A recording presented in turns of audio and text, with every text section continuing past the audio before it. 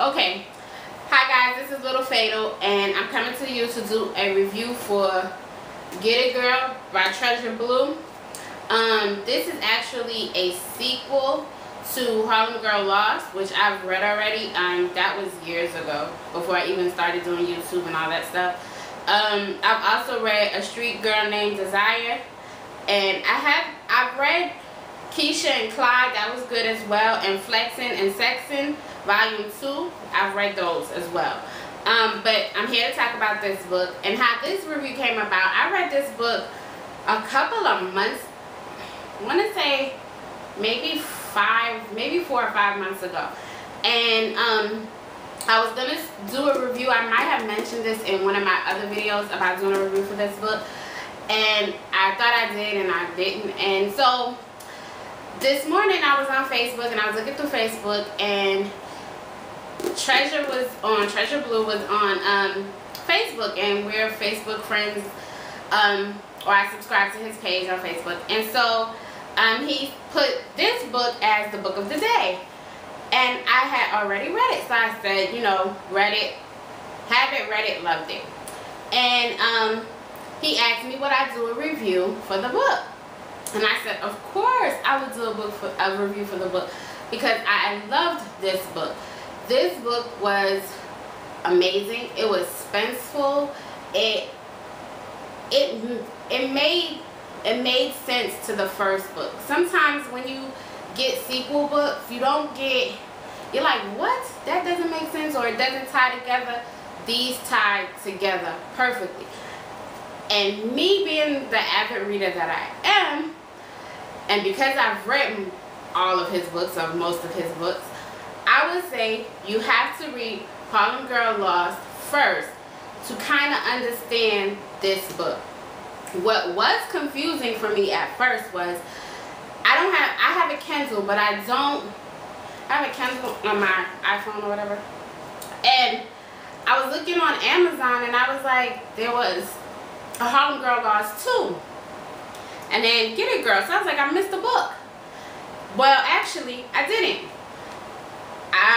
Through the amazing inventions of research and study, I guess, I discovered that Get It Girl is actually Get It Girl was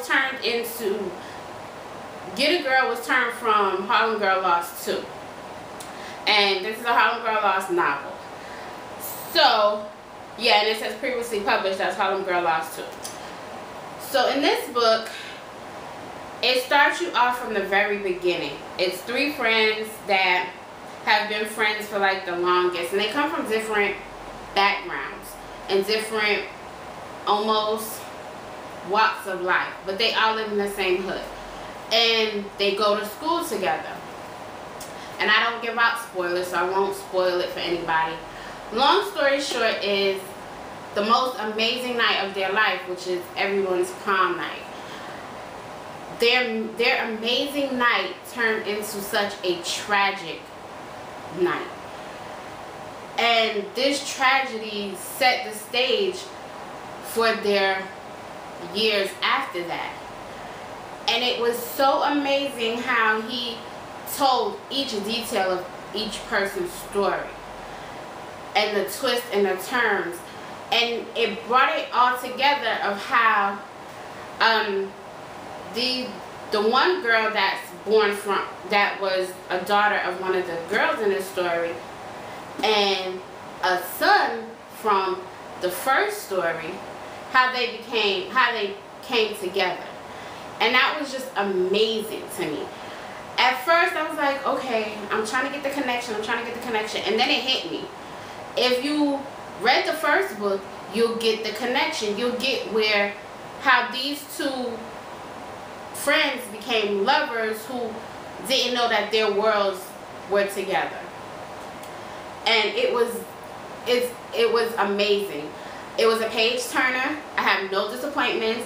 The only thing I do have that is a disappointment, and that's what I'm finding with a lot of books lately, is if you purchase your book from Walmart, the editing for the books from Walmart are not as great a quality as they are if you get it from like Amazon Books A Million, Barnes and Noble, any of those type of stores. You get choppy, sometimes you get choppy editing when you purchase your book from Walmart. Now, I usually purchase most of my books from Walmart. Walmart gets the same day releases as most of the other bookstores. I get it from Walmart because it's a little bit cheaper, and Walmart is the closest thing to my house. Barnes and Nobles is a little bit away from where I live. And then I also have a shopping aholic addiction, and so I would have to go all the way up to the mall to purchase. And what I don't like about going to Barnes and Nobles, I'm from New York, and I'm used to, in New York you have your African American authors. So that means any author that's African American who writes fiction, non-fiction, has one complete section. Well, at my Barnes and Nobles, they don't have that.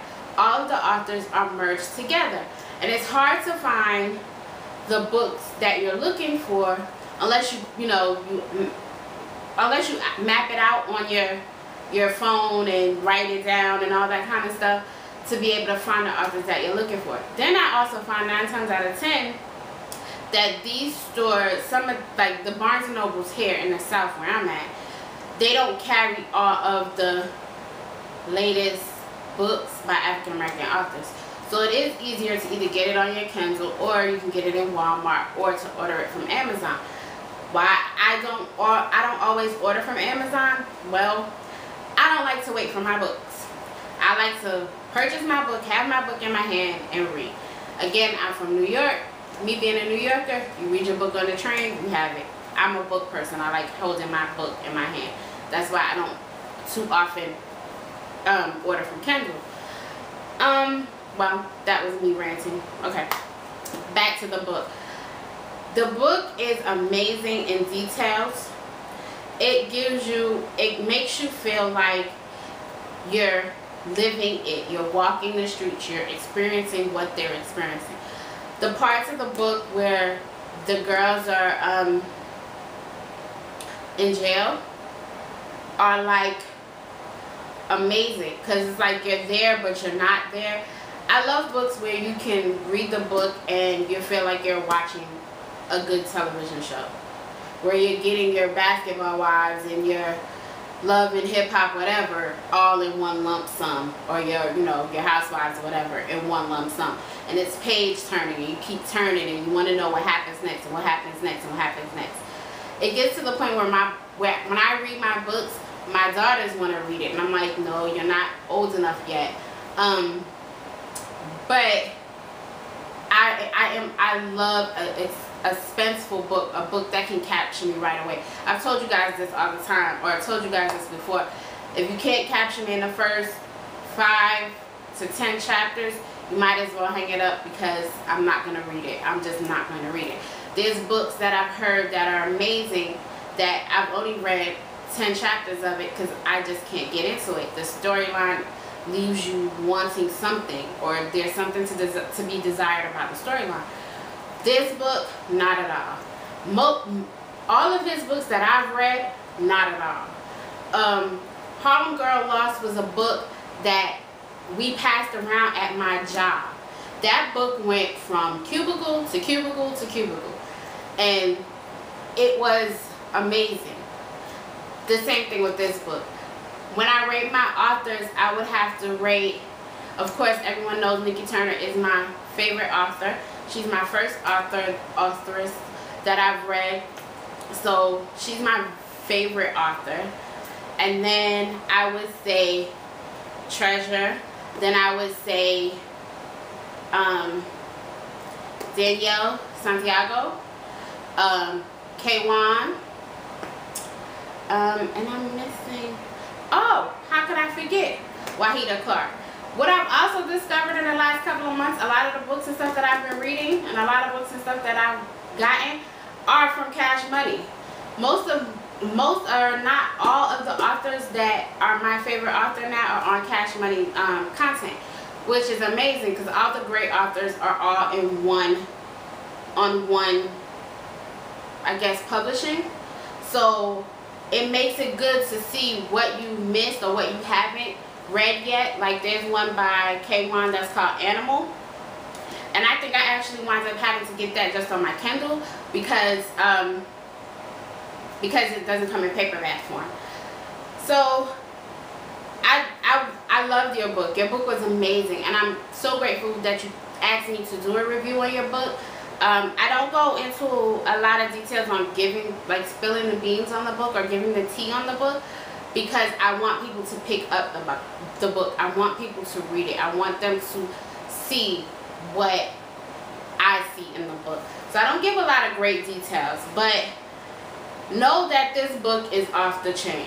Know that the author, the characters in this book are gonna blow your mind. They're just so diverse.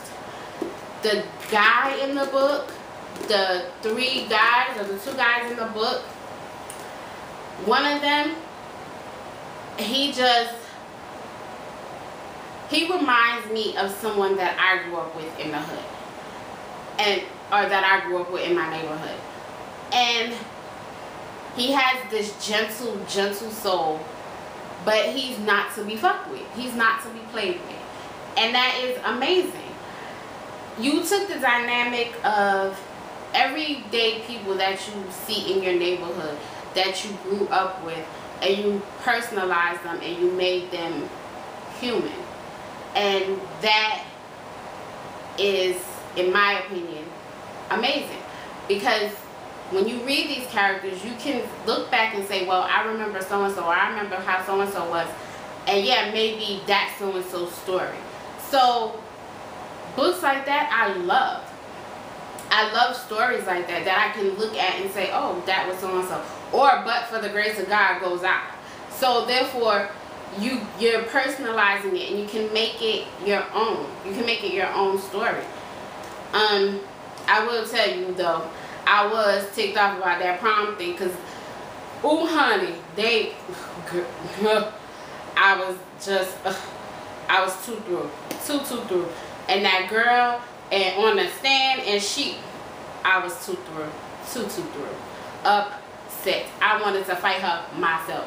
I wanted to choke her off the stand myself. And then Karma's a mug, because her ending of her story was terrible. She destroyed the three of these girls' lives forever. She changed their lives forever. And in the end, her life didn't amount to anything. And my most favorite part that I remember is when they see her after all the years of all the heartache and pain and everything that they went through. One of the girls says, don't kill her. She already killed herself. Her life is already gone. So we get no satisfaction, no joy, no nothing in doing anything to her. And it's like, wow. But one of the other girls was so hurt, and she was so devastated how this person had changed her life and ruined her life that she had to offer. And I was like, I get it. Like, you want to be like, no, don't do it. But I get it. Like, the person who can turn your world upside down, you want to have forgiveness in your heart, but you're like, I just can't. It's a great book, guys. It's a great book. And I want to just put this out here really quick. When I started reading your books, when I read your first book, I thought you were a female. It wasn't until I got on Facebook that I realized that you were a male. And that is some powerful stuff. That you could write a book about all females and make me think you're female. Like, I know that probably sounds really crazy, but it is amazing. It is amazing. There's not that many authors out here now that can do that can write for females and be a male. That can tell a story about a female, understand a female, get a female, and be a male. So my hats is off to you. I thank you so very much for asking me to do this review. It was my pleasure to do this review. I would love to do any more reviews for you in the future or work with you in the future. I love your books. I love your writing style. I truly do love what you put out. And I just want to add just a little personal thing. This last year I went through a lot, and once I was able to pick up a book again and read, I want you to know that your book was the first book that I read. So that was a lot. And so I want to thank you for that, because you've allowed me to now be able to read again. And that is amazing. So I have this book that I did the review on. And now I'm still in the process, guys, of still reading Evelyn's book, which is actually also from Cash Money Content. Now you may ask me, why do I have the jacket in my hand and the hard copy in my hand? I don't like to mess up my jacket, so that's why I have this. But this is also a good read as well. So shout out to Cash Money Content and all their authors. You guys are amazing. Thank you so much. I will have a review on Evelyn's book coming up soon. Again, guys, Treasure, I want to thank you so much for asking me to do this review. It means so much to me. Thank you for acknowledging your fans and knowing that your fans appreciate and acknowledge you. Thank you. Alright, guys, this was Little Fatal. Remember to love one another. Remember to always live fatally. Peace.